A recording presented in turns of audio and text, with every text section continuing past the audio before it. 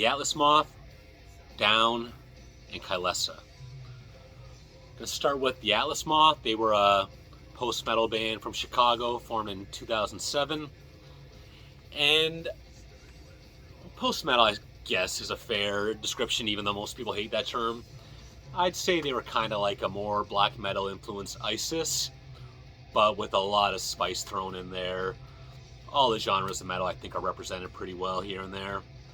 And I think they're a great band that I've seen live probably 4 times now, but not in the last several years. So let's start with the debut album, A Glorified Piece of Blue Sky. This one came out in 2009 on Candlelight, and I bought this randomly the first time I saw them live. It was at the Kylesa and Harvey Milk show in Toronto, which I think I brought up before. But when I brought that up, I actually forgot that these guys were the first band on stage. And again, back when you're young and don't have a family and stuff, you can just kind of go to a show and buy a bunch of stuff and not think twice.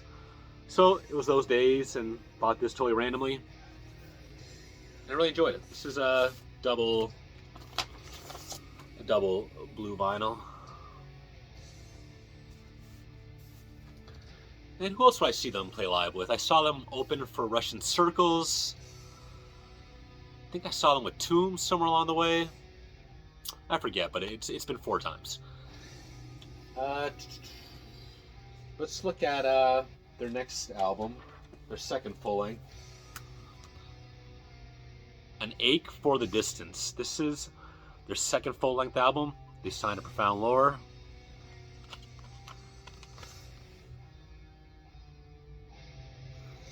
Yeah, this album here, right off the top right now, I'm having trouble picking what my favorite songs are, but this is a solid 8 out of 10 at least.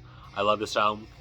And they put out 2 more releases after this, The Old Believer, which I'm very familiar with, and then Coma Noir in 2018, which I did like, but that was 5 years ago now, and I haven't heard anything about them working on new music, even though they are still a band.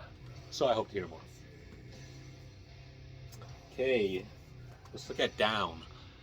They were a metal supergroup from New Orleans. Don't want to get too much into their background because we all know it, but Pantera's Phil on vocals, Pepper from COC on guitars, Kirk from Crowbar started in the band. He's in the band now. For a period of time he wasn't. Rex Brown from Pantera had a bit of time in there. I think the bass player for Goatwhore was their first bass player.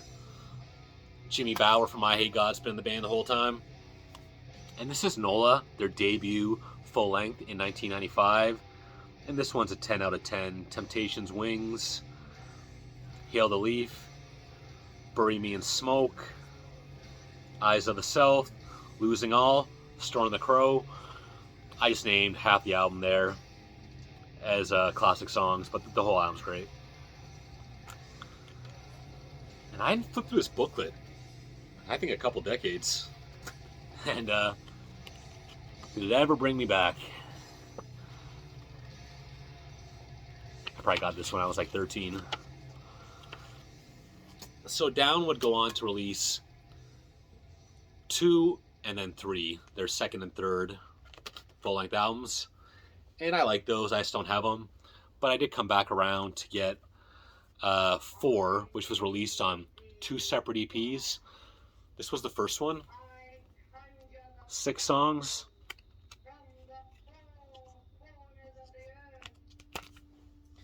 and then in 2014 it was completed with this one. I always get these CDs kind of confused. They have similar covers. Both have 6 songs. And I didn't find anything on here as memorable as the first couple albums. But I thought they were cool. And they're still a band. I'll still keep my eyes open. One thing I always considered with this band, though, is that Pepper, he does background vocals, I think. But I'm not a big COC guy, but I always loved his voice. I wish they would have given Pepper some songs to sing by himself. And if I didn't mention, Down is basically metal with some doom influences and a lot of southern rock influences. Definitely ahead of their time. They beat the stoner rock trend by, I'd say, probably 5 years. So, finally, Kylesa. They were a band from Savannah, Georgia, formed in 2001. And they have 7 full-length albums, and I have 2 of them. I had their second full-length, To Walk a Middle Course, and I always thought this was solid, but it's never something I've gone back too much. This actually came out on Prosthetic in 2005. And I also got their 5th full length, Spiral Shadow. It's got a yellow vinyl. And I bought this when I saw them live touring for this album. And it was a cool show. I think it was Fight Amp and Rosetta opening. And, you know, Kylesa are, again, metal with a bit of punk and a lot of southern influences, heavier than that sounds. And they also have 2 drummers. Not for their whole career, but I think for the most part they've had 2 drummers. And that was a very small stage. It was very crowded up there. But again, that's just 2 of 7 full-length albums. My personal favorite is Time Will Fuse Its Worth. I downloaded that back in the day. The band has done nothing since 2016. They're on a hiatus, but never officially broke up. Seems they're very much not doing anything right now. And yeah, just a brief discussion on them. And Atlas, Moth, and Down. Thanks for watching. Bye.